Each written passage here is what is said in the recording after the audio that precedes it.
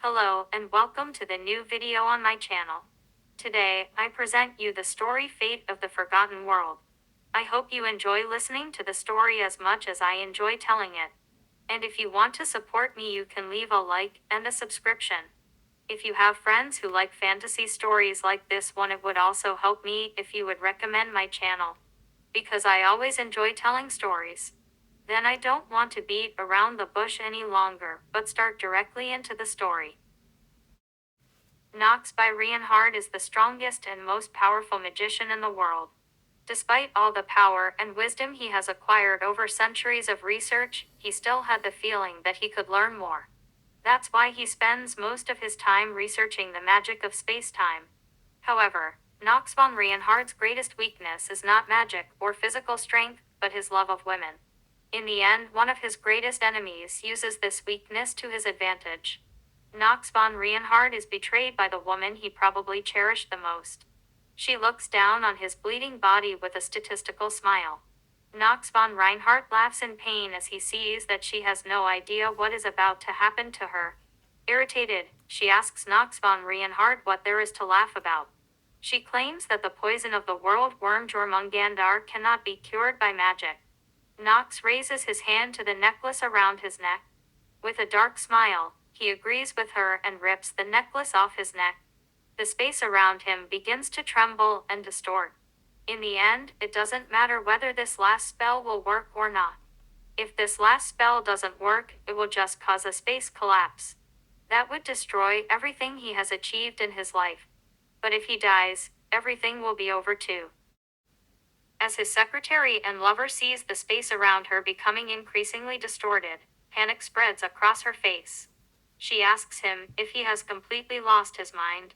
She calls him an old bastard. But Nox no longer responds to her insults. Chains of magical symbols floating around him are released from the shattering crystals of his necklace. With a smile, Nox uses the last of his strength to tell her that she was able to see his masterpiece after all. He sees the light around him getting brighter, and finally closes his eyes, dying. Outside the palace, the inhabitants of the city can only see a glistening light coming out of the palace. The next moment, the palace collapses in on itself. A small sphere of deep darkness remains where a palace stood a moment ago. Panic breaks out in the streets of the city of Babylon as the inhabitants realize that this is a space collapse. Nox finds himself in a bizarre and crazy place. He can see nothing but pure white emptiness. But what scares Nox the most is the fact that the environment he finds himself in has no magic. He is completely alone in this white nothingness. And at the same time, he doesn't feel lonely. Nox senses that time and space have no meaning in this place. To claim that this place is nothing would be a lie. He realizes that this place is not nothing but everything and nothing at the same time. It slowly seeps into his mind where he is. He is in the sea of creation. Phoenix knows this bizarre place outside the universe has countless names. Another name for this place would be ether or afterlife. But one thing is most important at this moment. Nox has to get out of this place. Because he knows that his spell won't work for long. Nox searches as quickly as he can for a universe he can enter. Nox wakes up on something soft and comfortable. The first thing he notices is that the matter in his surroundings is much younger than the rest of the universe around him. He can therefore conclude that his body and the object he is in have only just been created.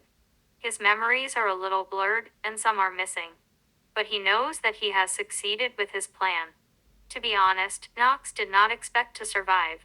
With a thought, he blows open the lid of the coffin he is lying in. Small raindrops land on his bare skin. He is wearing a black and purple gold jacket and trousers. He stands up from the coffin and looks around. Earth trickles into the coffin. He is in a cemetery, it is night, and very foggy. Nox von Rienhard can't see further than 2 meters. Nox suddenly gets a headache and has the feeling that he has been talking to someone before he arrived at this place. Nox looks around and sees his reflection in a broken window in an old, weathered church building. Nox snaps his fingers, and a mirror of light materializes in front of him. Nox takes off his jacket and looks at his body. Underneath he is wearing a tight top that is white and gold. His eyes are golden, and he has short spiky silver-white hair. He is slightly muscular. Only after he looks at all the rocks does he look at his small breasts. With mixed feelings, he opens his pants and reaches inside. He realizes that he has changed sex and has now become female. He blushes and quickly looks away.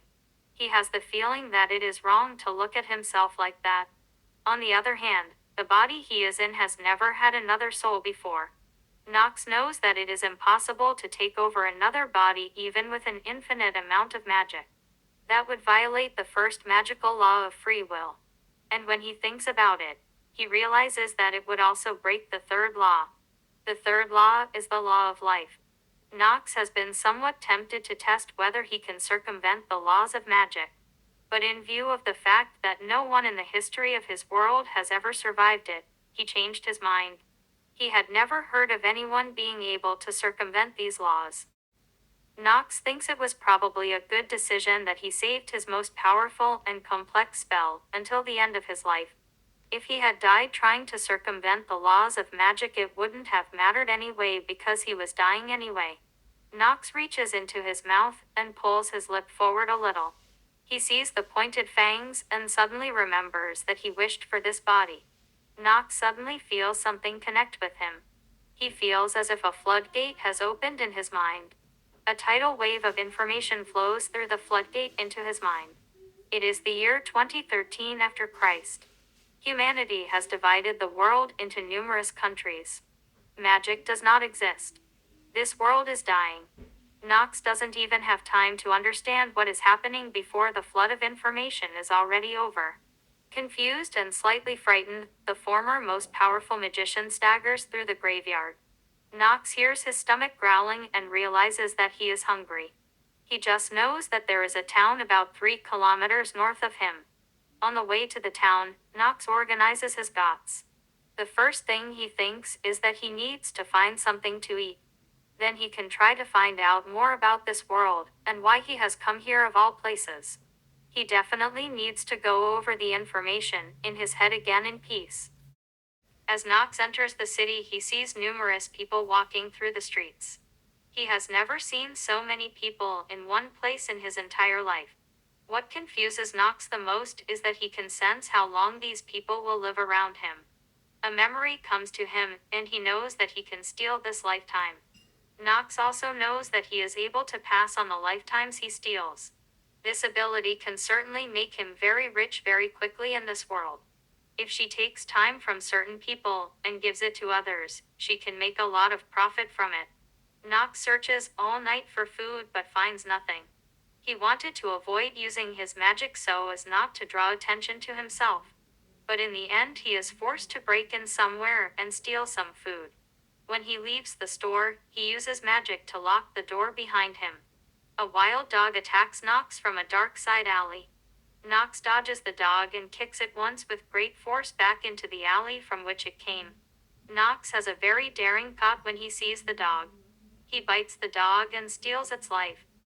This adds 3 years to Nox's lifetime of 100 years. This may not seem like much, but if you do this frequently, it can quickly add up to a lot. Nox sits down on a bench in a park to sort out all this information in his head. From this information, he learns the language of humans and the information that the world will end in 100 years. Nox can almost hear the voice of this being in his head again. He looks a little thoughtful and then mumbles to himself that this is the price he has to pay for coming to this world. Nox realizes that the information in his head is correct, that he will either do nothing and the world will perish, or he will do something and unleash magic on this world without magic. On the one hand, he would save the world, but on the other hand, he would cause chaos. Nox looks down at himself in frustration. This decision is too difficult for him. At this moment, he asks himself whether he can still call himself a man, or whether he should rather think of himself as a woman. And it was already in today's video. I hope you like it. If you liked it, then leave like and subscribe, and don't forget to recommend my channel to other friends. If you click here on the left, you will get to the latest video I uploaded. And at the top center of the screen you can now see my YouTube channel. There you can listen to more of my stories if you feel like it. And see you next time, and bye.